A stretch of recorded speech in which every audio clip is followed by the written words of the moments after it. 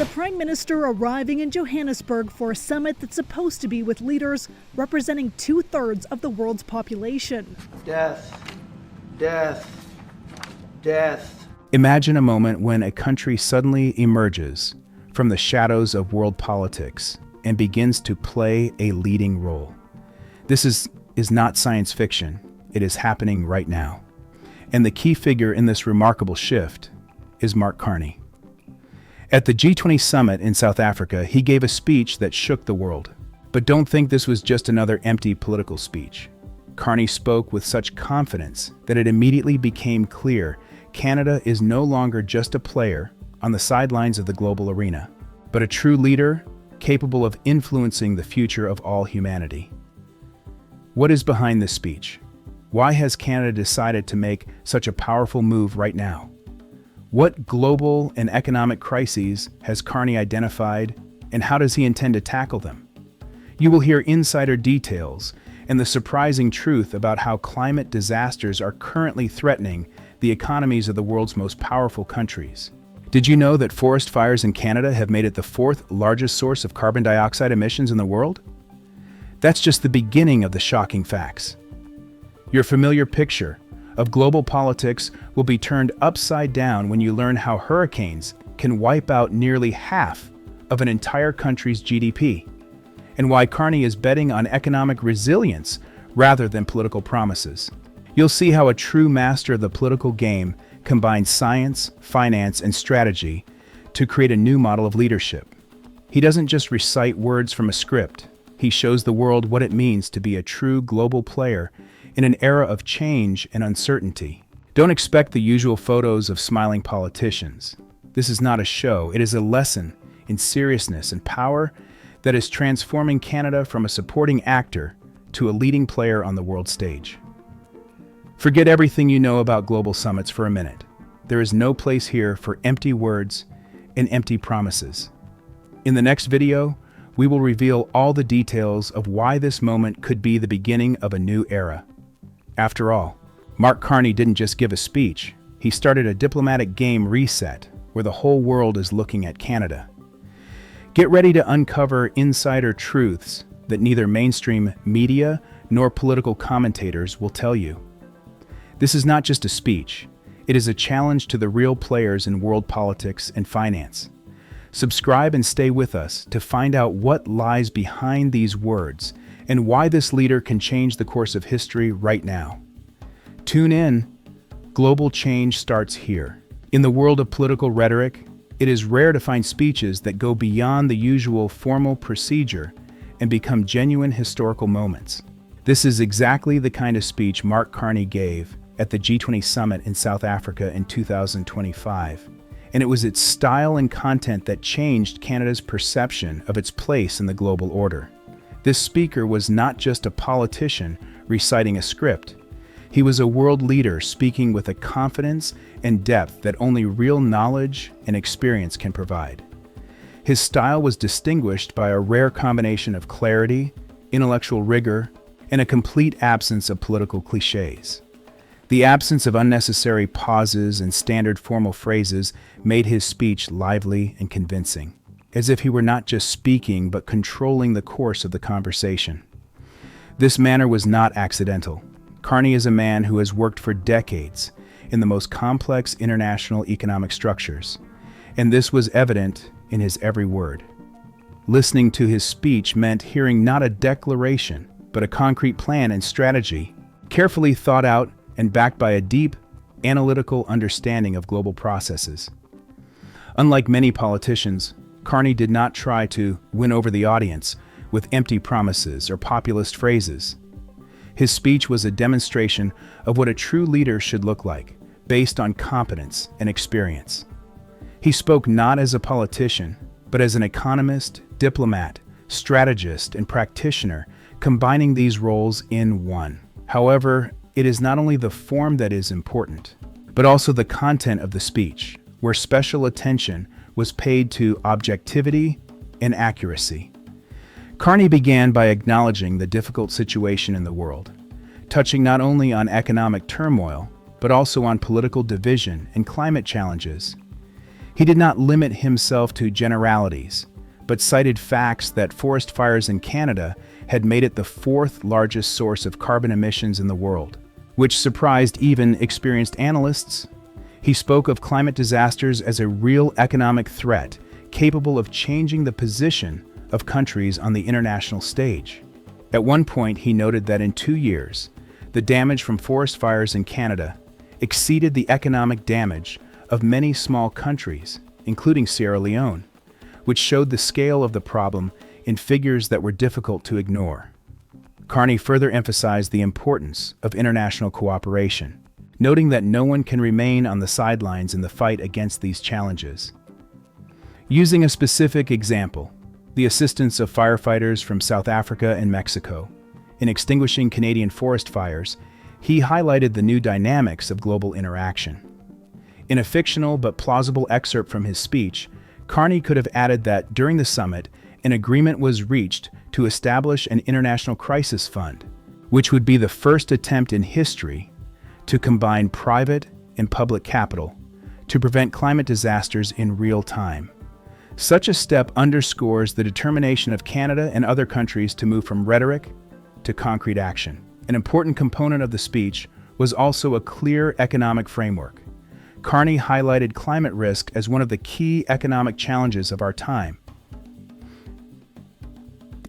emphasizing that these risks are already directly affecting countries' gross domestic product and financial markets.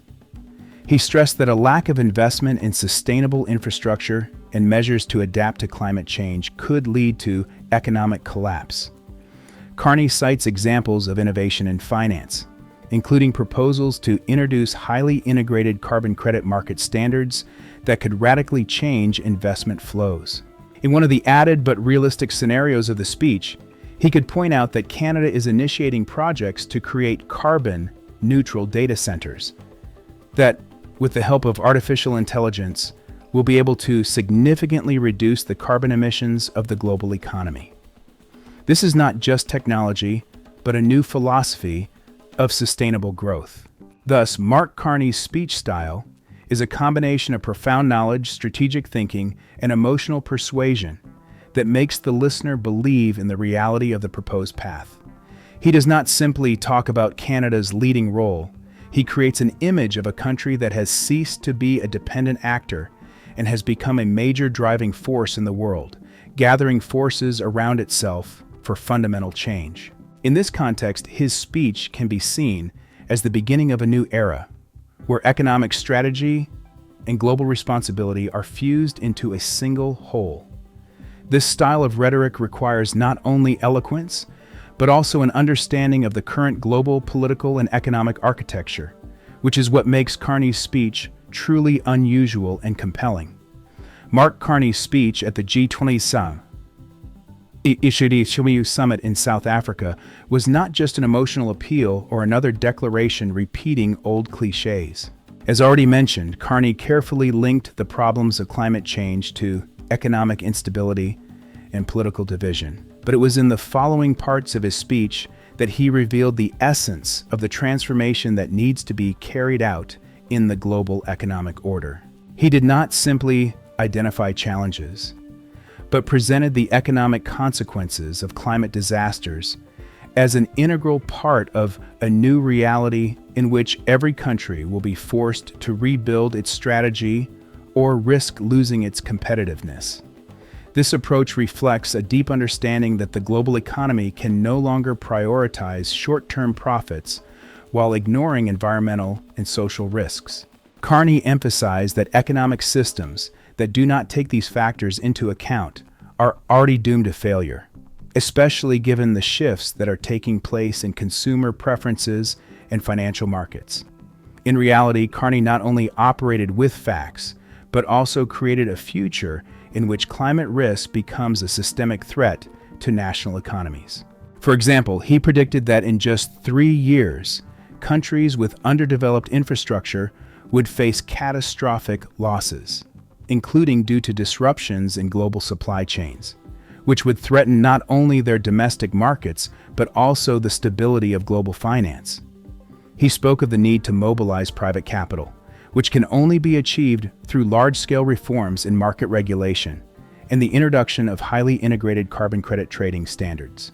In one of the fictional but plausible scenarios in his speech, Carney could have cited the example of an international deal in which major countries create a joint investment fund of $500 billion aimed at developing sustainable infrastructure and climate adaptation in the most vulnerable regions of the world. Carney did not limit himself to abstract musings. He revealed specific mechanisms, explaining that modern technologies and the latest financial models can enable large-scale investment in resilience, the ability of the economy to withstand and quickly recover from climate or economic shocks. He added that infrastructure projects that take climate risk into account would significantly reduce the cost of natural disaster recovery for governments. Moreover, he mentioned innovative projects implemented by Canada and its partners that are already reducing carbon footprints and demonstrating economic efficiency. These include the launch of the world's first green financial center, where all investments undergo mandatory climate sustainability screening, as well as a program to integrate AI into energy system management, which reduces emissions and increases resource allocation efficiency. Carney also criticized the weakness of existing international mechanisms for managing climate risks, stressing that without profound structural changes, the economies of many countries will soon face the risk of debt crisis and economic disintegration. In his speech, he used real-life examples that many considered hyperbolic, explaining that even in developing countries, the growth of debt burdens was a consequence of increasing climate disasters. In one of his hypothetical but logical statements, Carney could have said that without the creation of an international disaster insurance system, the global economy could lose up to 15% of its GDP by 2030, which would jeopardize the stability of currencies and financial markets.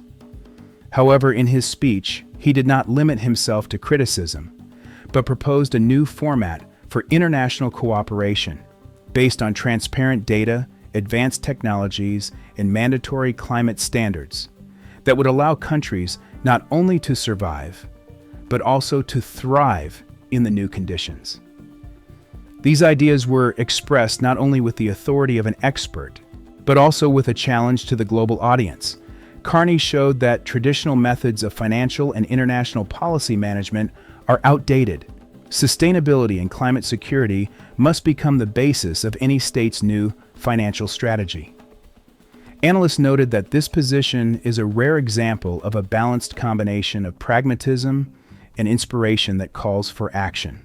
His efforts stood in stark contrast to the usual political rhetoric filled with emotional statements and populism, emphasizing that only an expert approach based on science, economics, and financial discipline can lead the world out of crisis.